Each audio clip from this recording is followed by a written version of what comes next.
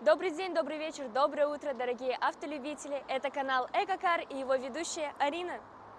С сегодняшнего дня мы будем вам рассказывать о плюсах и минусах владения китайским электромобилем в городе. Хочется отметить, что мы живем в городе, в котором нет ни одной электрозаправочной станции. Итак, перейдем непосредственно к автомобилю. В Ютубе на него очень много обзоров, но мы сделаем свой мини-обзорчик. Итак, у нас китайский электромобиль в кузове среднеразмерный кроссовер под названием Weltmeister EX5, что в переводе с немецкого означает «чемпион мира». Данная машина изначально проектировалась как электромобиль, и аналогов авто с ДВС у нее нет. Длина 4 метра 58,5 сантиметров, ширина 1 метр 83,5 сантиметров, высота 1 метр 67,2 сантиметра, колесная база 2 метра 70 сантиметров, клиренс 17,4 сантиметра.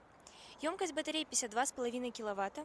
Необходимо отметить, что на этом электромобиле установлена батарея фирмы Cattle, которая является поставщиком для таких автогигантов, как Volkswagen, BMW и Tesla. По утверждению завода-производителя, деградация батареи после 150 тысяч километров будет составлять всего 5%. Быстрая зарядка займет от 30 минут до 80%, медленная через домашнюю розетку от 9 часов. Мощность двигателя 160 кВт, 281 лошадиная сила, которая дает возможность разогнаться до 100 км в час за 8,3 секунды. Запас хода 403 км по циклу NEDC. Данный цикл подразумевает передвижение со всеми выключенными приборами, потребляющими электроэнергию, включая фары и ходовые огни. Привод у данного электромобиля передний, спереди подвеска Макферсон, сзади балка. В данном электромобиле везде установлена светодиодная оптика, парктроники спереди и сзади. В комплектации нашей машины присутствует авторегистратор и камера заднего вида. Теперь давайте перейдем к осмотру салона. Как видите, при приближении к машине есть функция бесключевого доступа на все 4 двери.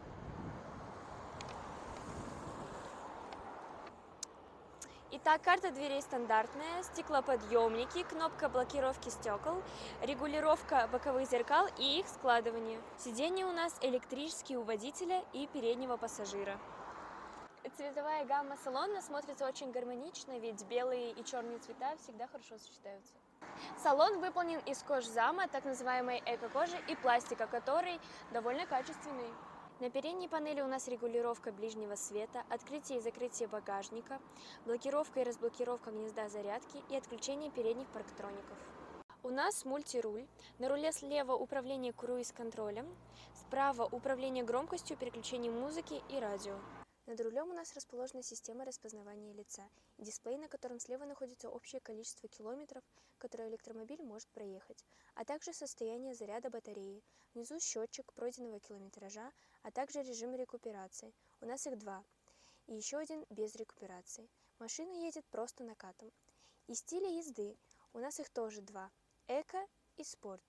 Посередине у нас спидометр. Справа находится окно проигрывателя. Внизу информация о парковке и переключении передач. На передней панели у нас установлен планшет. Работает он на системе Android. К сожалению, все тут на китайском, но иконки довольно информативные, так что понять все можно. И переводчик нам в помощь. Есть тут функция того, что мы можем перевернуть и смотреть фильмы, но при движении машины он автоматически поворачивается, то есть мы можем смотреть фильмы только, когда мы в режиме парковки. Здесь у нас расположена шайба переключения передач, колесики регулировки, рекуперации и режима езды, электрический ручник, кнопка блокировки дверей, а также защита от открытия дверей для детей, включение кондиционера и отопления, выключение планшета, а также голосовой помощник, но он, к сожалению, понимает только китайский язык. И наш дорогой органайзер для воды или чего там вы нальете сюда. Тут у нас есть подлокотник, открывающийся как хлебница, с такой штучкой, очень глубокий и вместительный. И есть, естественно, бардачок, куда вмещается, видите, не мнется бумага А4, прям как родная. Оп, подписывайтесь. У нас панорамная крыша со встроенным люком.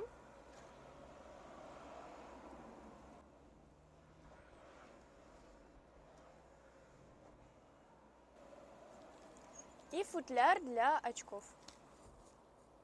Теперь перейдем на заднее сиденье. Как вы видите, я уже перешла сюда. Тут достаточно много места, но мне удобно, например. Я думаю, вам тоже будет удобно. Регулируются спинки. Есть подлокотник с функцией, как бы с этим механизмом дорогим, куда можно положить свой телефон и, конечно, налить сюда что-нибудь. Также для пассажиров на задних сиденьях присутствует обдув, и под ним прям USB-вход. Теперь перейдем к багажнику. Он у нас с электроприводом и объемом в 488 литров. Если сложить сиденье, то объем будет достигать 1500 литров.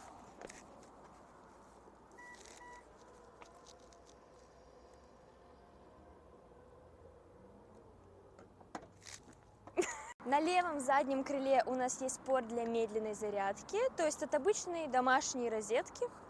И, конечно же, у нас присутствует порт с быстрой зарядкой. Прям под нашим дорогим капотом. Иногда женщинам сложно это делать. Девочкам. Вот. Вот так коротко мы хотели вам показать машину, мы очень старались. Если у вас есть какие-то вопросы, пишите их. Если есть предложения, пишите, комментарии открыты. Спасибо. Всем пока.